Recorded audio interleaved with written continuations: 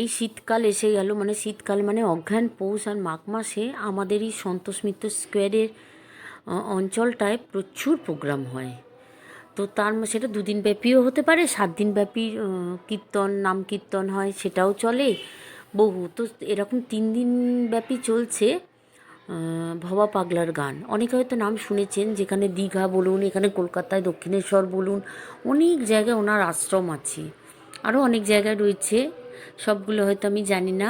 তো আমাদের মাঠে প্রত্যেক বছর হয়, চলুন শুনি একটু ওনার গান।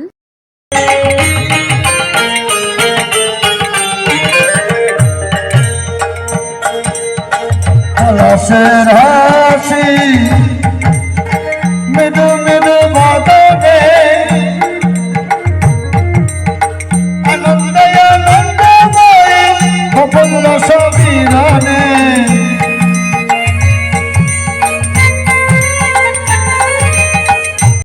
গান তো শোনা হলো।